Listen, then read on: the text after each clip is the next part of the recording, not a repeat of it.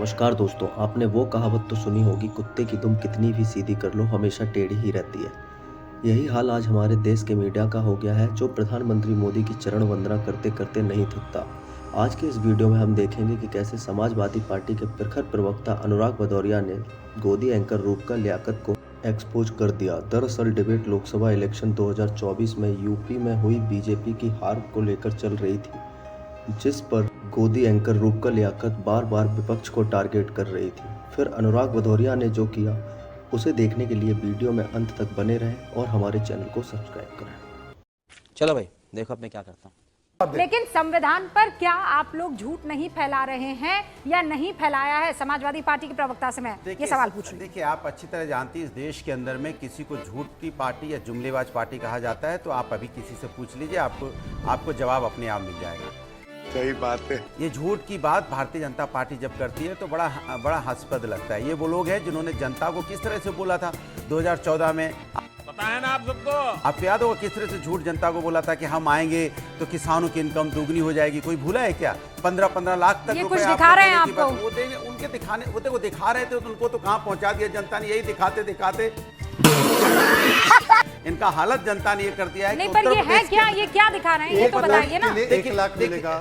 देखिए, मैं अभी किसी के बीच 14 के वादे तो 14 के वादे 19 में पूरे हुए, इसलिए मैंडेट मिला। आज 1 लाख रुपए एक वोट पे मिलेगा। बीच में नहीं बोले ना, वो आपके सुन रहे हैं।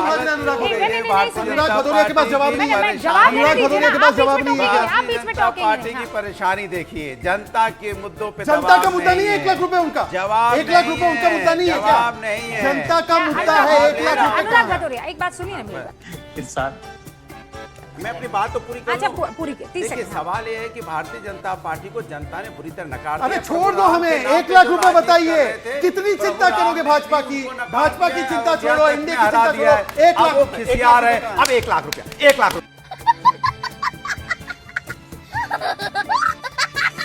एक दिमाग पे इतना असर हो गया है, इतना असर हो गया है दिमाग पे। 1 लाख रुपया, जनता के वादे पूरे करने बोलो तो ये अगर आपने जनता का काम किया होता तो शायद ये दिमाग पे असर नहीं दिखाई पड़ता।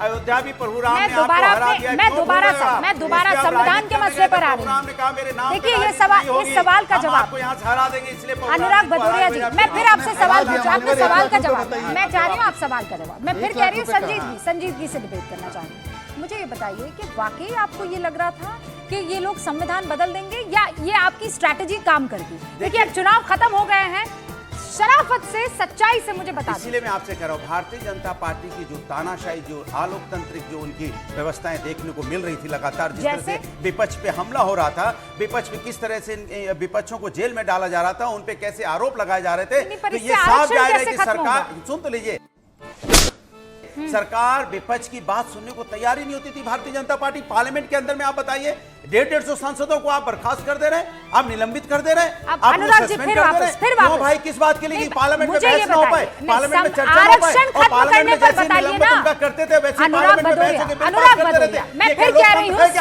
सीरियसली डिस्कस करना चाहती हूँ। सीखिए मत, 380 जब बीजेपी के पास नंबर था, तब तो उन्होंने आरक्षण खत्म नहीं किया। आपने ऐसा क्यों बोला? मैं बीच में नहीं बोल रही हूँ, मेरे सवाल का आप जवाब दे रहा हूँ।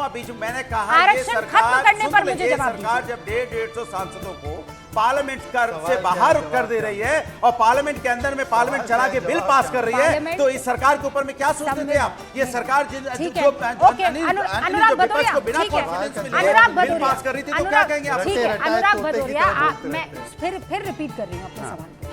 आरक्षण का संविधान में बंद करने, खत्म कर देना, आप इसको हाउस से मत जोड़िए कि हाउस से बाहर कर देते थे, अपमानित करते थे। अरे आरक्षण कैसे खत्म करती? की आत्मा होती है, आरक्षण कैसे खत्म करती? उस आत्मा को कुचलने का काम कर रहे थे। आरक्षण कैसे खत्म करती? पार्लियामेंट चलने नहीं दे रहे थे। ठीक है, की जिम्मेदारी पार्लियामेंट नहीं चल, आप लोग उठाता तो ये आप दोनों नहीं चलने दे रहे थे ना, झूठ मत आवाज नहीं बोलिए। उठाएगा अरे झूठ, देश के जब तक आप अपने झूठे की लेस बांधेंगे ना, तब तक आपका ये झूठ पूरी दुनिया में राउंड करके आ चुका है। आवाज उठाता था, उसको पार्लियामेंट के बाहर फेंक देते थे।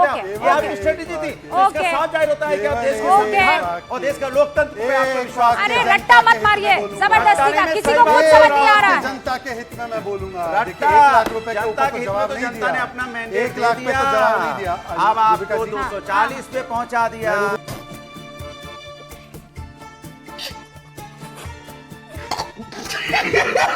का जी जवाब दो। आप 400 बताइए। पार, मैं स्क्रीन से 240 हटा पे दूंगी। आगे लुढ़क गए। ड्रामा अब करना उसके बाद मेरा सारे व्यूअर लोग- ये पसंद नहीं करता है। अब कौन पकड़ के लेके आया इसे हैं?